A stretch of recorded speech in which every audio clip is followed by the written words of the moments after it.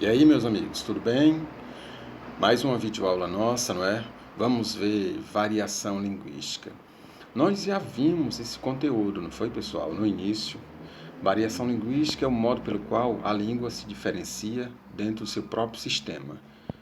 E essa diferença pode ser histórica, geográfica ou sociocultural.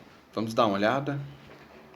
Bom, nós temos aí variações sociais, em parênteses diastráticas.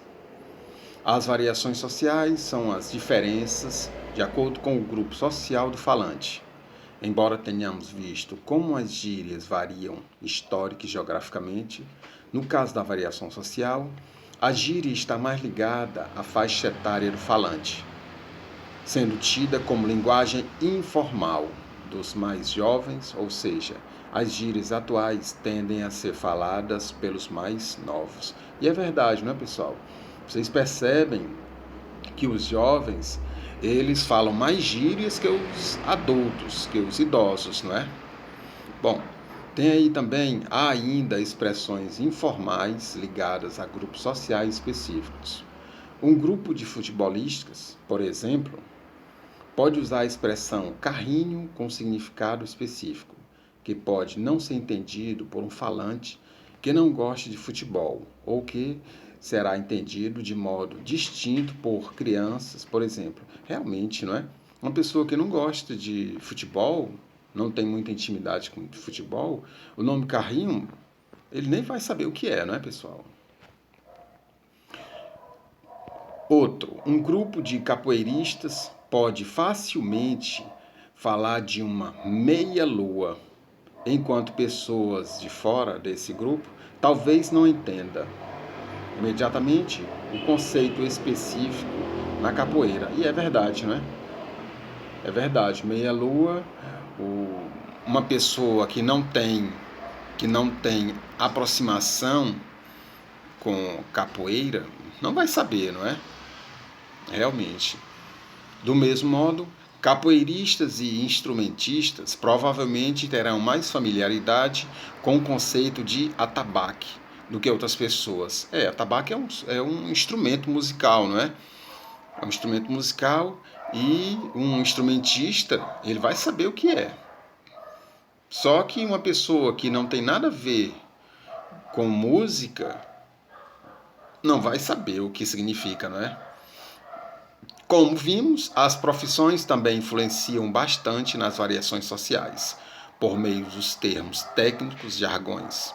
Contadores falam dos termos ativo e passivo para remeter a conceitos diferentes daqueles usados por linguistas. No entanto, em ambos os casos, ativo e passivo são conceitos muito mais específicos do que seu uso geral em outros grupos. Olha aí, pessoal. Bom, vocês estão vendo aí diferenças, né? Vamos ver aí uma charge, que é a linguagem formal e informal. Por falar nisso, vocês já sabem, né?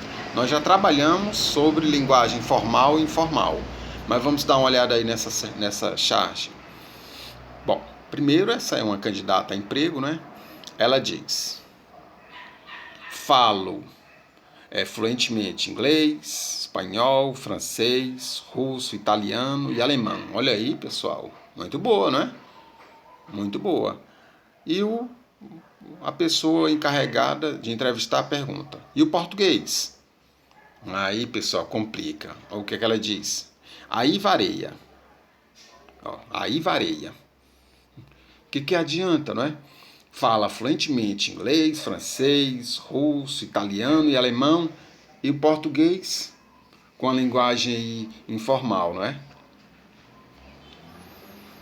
Olha aí, na tirinha do slide anterior, podemos notar a presença de linguagem formal e informal. A linguagem formal, nós já sabemos, mas não custa nada dar uma revisada, não é? Também chamada de culta, está pautada no uso correto das normas gramaticais, bem como na boa pronúncia das palavras. Isso é a linguagem formal. A linguagem formal ou coloquial representa a linguagem cotidiana, ou seja, trata-se de uma linguagem espontânea, regionalista e despreocupada com as normas gramaticais. Realmente, a linguagem informal, você não se preocupa com o uso da gramática, não é, pessoal? Vocês ficam bem à vontade. Duas dicas, olha aí, isso é muito importante. Vocês já sabem, não é? Mas custa nada a pessoa relembrar. Duas dicas muito importantes para evitar escrever um texto repleto de erros e expressões coloquiais são: primeiro, nós temos que conhecer as regras gramaticais. A partir do momento que você conhece as regras gramaticais, você não vai utilizar coloquialismo, gírias, claro. Em casa, na sua casa, com amigos, conhecidos, você pode usar. Agora, a partir do momento que você não tem contato com determinada pessoa, você não pode usar gírias, não é? Primeiro é conhecer as regras gramaticais. Outro, possui o hábito da leitura que auxilia na compreensão e produção dos textos, uma vez que amplia o vocabulário do leitor. Então, pessoal, veja essas duas, regras gramaticais e leitura. Tá ok? Olha aí, variação histórica, pessoal. Variação histórica é aquela variação da nossa língua, do nosso idioma, que foi perdendo, sabe? Foi perdendo a sua essência. Na Idade Média, pessoal, deixa eu ter um probleminha aqui. Na Idade Média, prove que me ama, mate um dragão, 4 ursos e uma baleia. Isso na Idade Média. Agora, na década de 1930, prove que me ama, peça minha mão em casamento para o papai. E nos dias atuais, prove que me ama, coloque namorando no Orkut. Agora, Orkut é antigo, né, pessoal? Nem existe mais, não é? Mas é isso. Vamos deixar bem claro aqui. Pronto. Outra tirinha também interessante, que depois vocês vão ler, certo? No ano de 1940, 1980 e 2010. Bom, variação histórica, variação diacrônica. As variações diacrônicas, também chamadas de variação históricas, são variações que ocorrem de acordo com as diferentes épocas vividas pelos falantes, sendo possível distinguir o português arcaico do português moderno, bem como as diversas palavras que ficam em desuso. Como nós vimos anteriormente, né, pessoal? Na verdade, aquele texto, aquelas gravuras, era para ser depois, não é? Eu que confundi, botei antes, mas não tem problema não. A variação histórica nós já vimos, né? São aqueles textos, aquelas gravurazinhas, certo? Aquelas tirinhas. Exemplo de variações diacrônicas ou históricas, não é? Palavras que caíram em desuso. Vós-me-ser, botica, comprei. Grafias que caíram em desuso. Flor, antes, pessoal, flor tinha acento, hoje não tem mais. Farmácia antes era com PH. Hoje farmácia normal, né? FARMACIA, acento no A.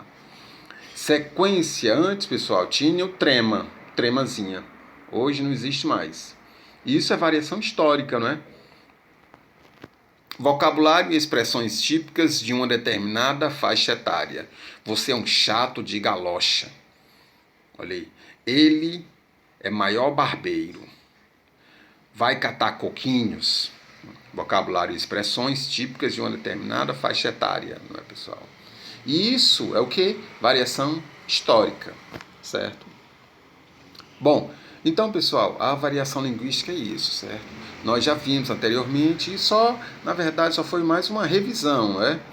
Na nossa videoconferência, nós vamos corrigir os exercícios que eu passei para vocês, certo? Valeu, meus amigos, um abraço e até a próxima.